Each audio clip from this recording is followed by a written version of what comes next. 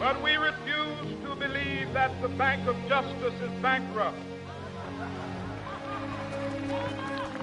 We refuse to believe that there are insufficient funds in the great vaults of opportunity of this nation.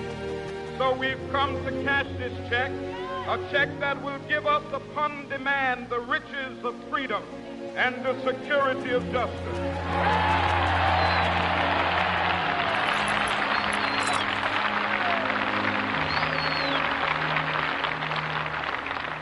We have also come to this hallowed spot to remind America of the fierce urgency of now. This is no time to engage in the luxury of cooling off or to take the tranquilizing drug of gradualism.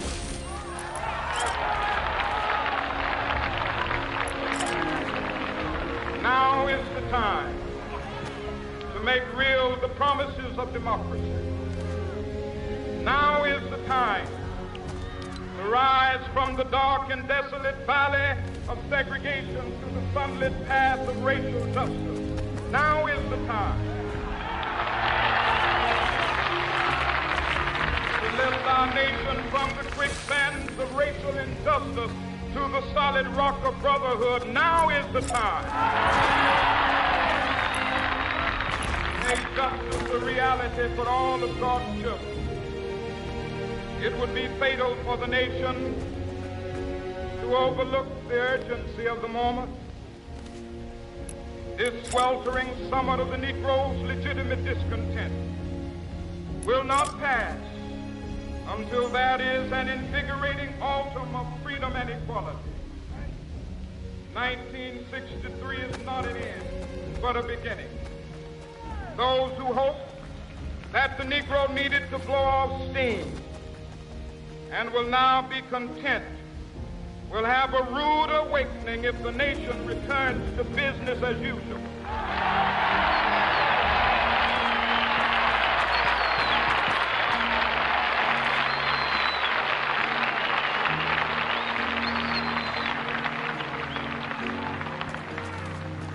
There will be neither rest nor tranquility in America till the Negro is granted his citizenship rights. The whirlwinds of revolt will continue to shake the foundations of our nation until the bright day of justice emerges. But that is something that I must say to my people who stand on the warm threshold which leads into the palace of justice.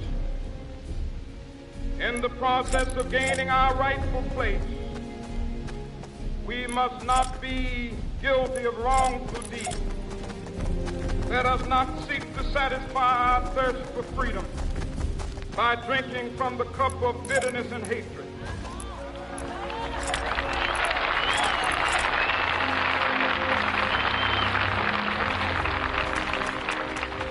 We must forever conduct our struggle on the high plane of dignity and discipline. We must not allow our creative protests to degenerate into physical violence. Again and again, we must rise to the majestic heights of meeting physical force with soul force. The marvelous new militancy which has engulfed the Negro community must not lead us to a distrust of all white people. For many of our white brothers, as evidenced by their presence here today, have come to realize that their destiny is tied up with our destiny.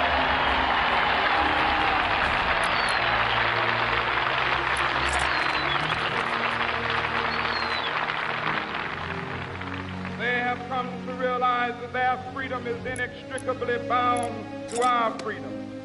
We cannot walk alone. As we walk, we must make the pledge that we shall always march ahead. We cannot turn back. There are those who are asking the devotees of civil rights, when will you be satisfied? We can never be satisfied as long as the Negro is the victim of the unspeakable horrors of police brutality. We can never be satisfied as long as our body is heavy with the fatigue of travel, cannot gain lodging in the motels of the highways and the hotels of the city.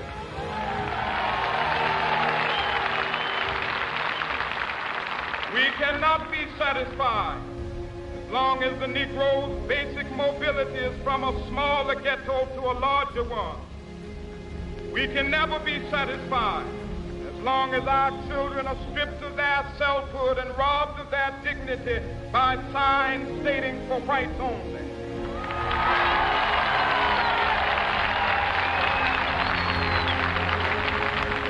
We cannot be satisfied as long as a Negro in Mississippi cannot vote and a Negro in New York believes he has nothing for which to vote.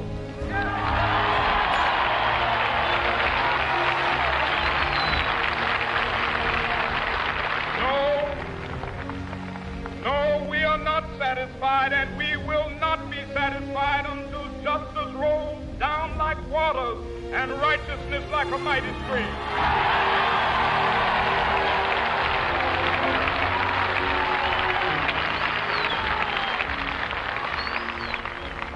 I am not unmindful that some of you have come here out of great trials and tribulations.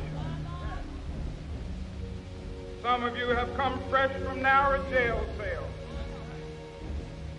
Some of you have come from areas where your quest for freedom left you battered by storms of persecution, staggered by the winds of police brutality. You have been the veterans of creative suffering. Continue to work with the faith that unearned suffering is redemptive. Go back to Mississippi. Go back to Alabama. Go back to South Carolina. Go back to Georgia. Go back to Louisiana. Go back to the slums and ghettos of our northern cities. Knowing that somehow this situation can and will be changed. Let us not wallow in the valley of despair. I say to you today, my friend,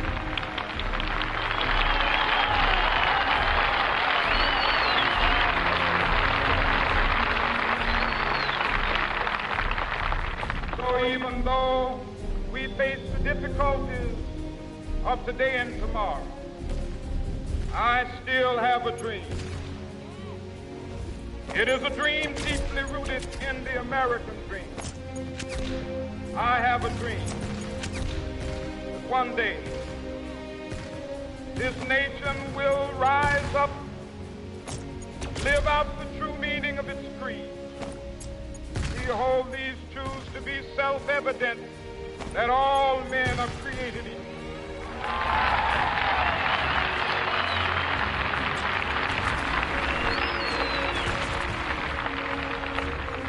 I have a dream that one day on the red hills of Georgia, sons of former slaves and the sons of former slave owners will they be able to sit down together at the table of brotherhood. I have a dream that one day even the state of Mississippi, a state sweltering with the heat of injustice, sweltering with the heat of oppression, be transformed into an oasis of freedom and justice. I have a dream. My poor little children will one day live in a nation where they will not be judged by the color of their skin, but by the content of their character. I have a dream today.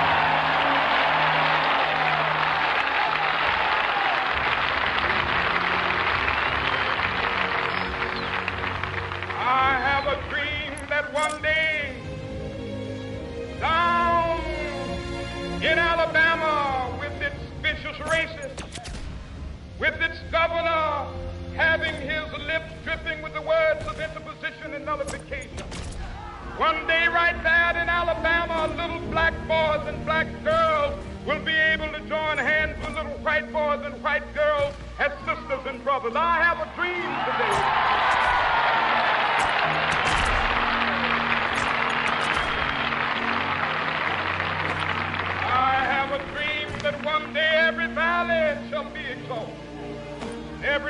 mountains shall be made low, the rough places will be made plain, and the crooked places will be made straight, and the glory of the Lord shall be revealed, and all flesh shall see it together.